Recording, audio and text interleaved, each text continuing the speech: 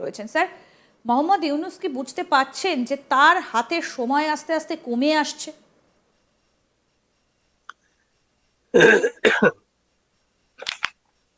হ্যাঁ, বিষয়টা আসলে এখন তো ডিজিটাল যুগ, কোনো কিছু গোপন থাকে না।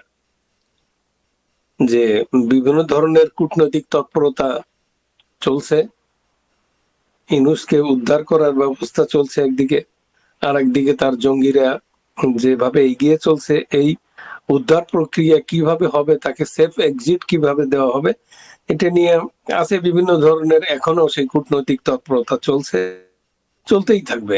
তো 21 তারিখে মানে 20 তারিখের পরের থেকে আর দুই ধরনের কূটনৈতিক তৎপরতা চলবে না, ওটা চলবে এক ধরনেরই, একটা নির্বাচিত ট্রাম্পের অ্যাডমিনিস্ট্রেশন যেভাবে এগোবে সেভাবেই চলবে। একটা বিষয় আমরা নিশ্চিত যে ট্রাম্পের কাছে সে এখন এবার নতুন ভাবে ইমার্জ করছে একজন বিশ্ব নেতা হিসেবে।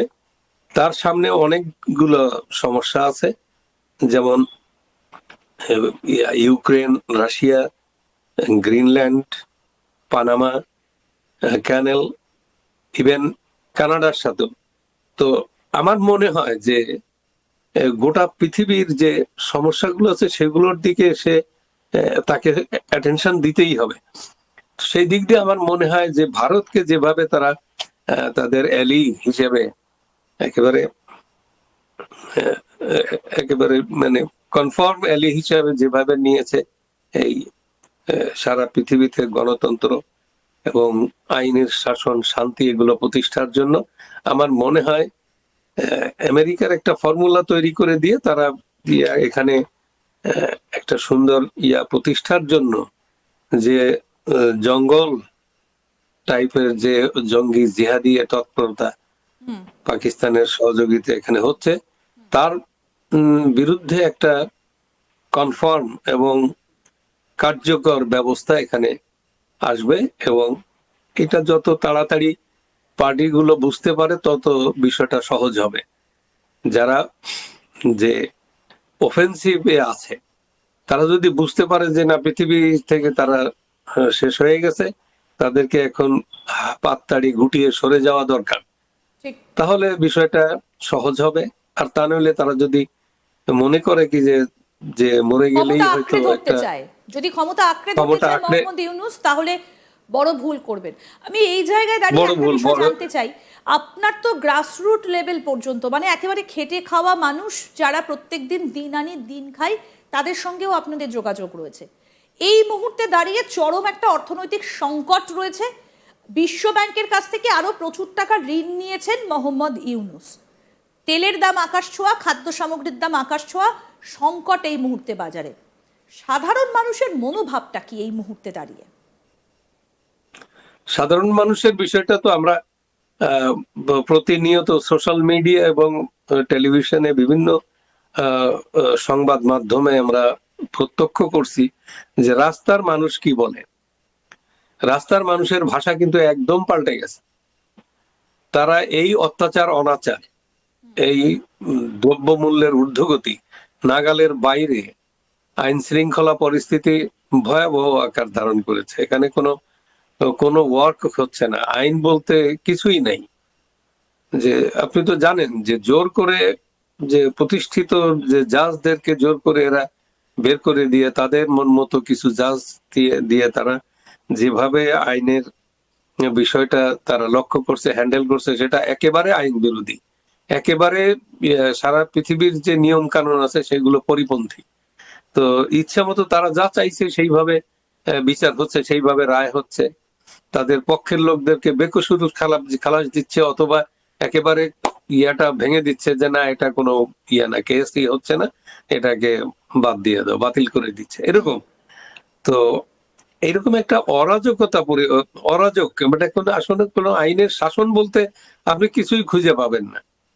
তো প্রকাশ্য দেবালোকে যে উকিলদেরকে উপর হামলা হয়, আর সাধারণ মানুষের কথা তো বোঝাই যাচ্ছে এবং দেখা যাচ্ছে রাস্তায় এখন মানুষ কিন্তু প্রতিবাদ করছে। তাহলে সাধারণ মানুষ গুছিয়ে এবারে তল্পিতল্পা গোছানোর কাজ শুরু করে দিয়েছে এবার ইউনূস সরকারের যারা উপদেষ্টা, তত্ত্বাবধায়ক সরকারের যারা উপদেষ্টা বা মোহাম্মদ ইউনূস নিজে? তল্পিতল্পা গোটানো কি শুরু হয়ে গিয়েছে? সেটাই হবে ওয়াইজার কোর্স। তারা যদি পরিস্থিতি বুঝতে পারে তাহলে তারা ঠিকই, এখনো সময় আছে, তারা তাদের ভুল বুঝে তাদের এসকেপ রুট খুঁজে তাদের বেরিয়ে যাওয়া, এটা তারা যত দেরি করবে তত তারা বিপদে পড়বে, এটা আমার বিশ্বাস। কারণ সাধারণ মানুষ, ট্রাম্প আর পৃথিবী কি করলো তার চাইতে কিন্তু সাধারণ মানুষের একটা রাস্তার যে ভাষা, সাধারণ মানুষের যে ভাষা আপনি দেখবেন, সেটা কিন্তু খুবই কারণ একটা প্রচন্ড ভাষা। গণঅভ্যুত্থান কয়েক মাস আগে বাংলাদেশকে দেখিয়ে দিয়েছে যে কিভাবে একটা নির্বাচিত সরকারের প্রধান তাকে দেশ ছেড়ে চলে আসতে হয়। সেখানে মোহাম্মদ ইউনূস তো নির্বাচিতও না। না, এই গণ অভ্যুত্থানটাকে আমি কিন্তু গণ অভ্যুত্থান বলবো না, কারণ এটা ফেক, এটা হচ্ছে মোটিভেটেড ডিজাইন। এটা বিভিন্ন পক্ষ, বিভিন্ন শক্তি এখানে ওয়ার্ক করছে। একটা গোটা মানুষকে, সাধারণ মানুষকে বোকা বানিয়ে তাদেরকে একদিকে ধাবিত করা হয়েছে, এবং যার জন্য এই ঘটনা ঘটে গেছে। আর সেই ঘটনার পরে যে স্ট্যাবিলিটি নাই সমাজে, কোনো আইনের শাসন নাই, কিচ্ছু নাই। ওরা যদি এই চেঞ্জ ওভারের পরে ওরা যদি ভালো কিছু করত সাধারণ মানুষের জন্য, তাহলে কোনো কথা থাকতো না, এবং এই সাধারণ মানুষ তারা কিন্তু মোটামুটি একটা ভালো সমর্থন দিত। কিন্তু এখন এই আওয়ামী লীগকে উৎখাত করা হয়েছে, তো আওয়ামী লীগের চাইতে, আওয়ামী লীগ তো মাঠেই নেই, সাধারণ মানুষ বেশি করে এদের প্রতিবাদ মুখর হয়েছে, এবং এদেরকে কোনো অবস্থাতে আর টলারেট করছেন। তো সেই দিক থেকে তাদের বোঝা উচিত। সাধারণ মানুষের, আমি বললাম তো, আপনি চ্যানেল খুললেই, আপনি মিডিয়া ওপেন করলেই দেখবেন যে কিসব ভাষা। ইউনূসের পক্ষে আপনি একটা মিডিয়া খুঁজে পাবেন না।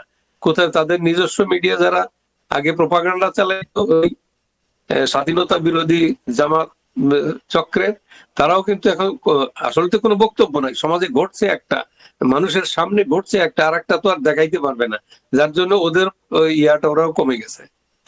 তো বেড়ে গেছে সাধারণ মানুষের দাবি নিয়ে।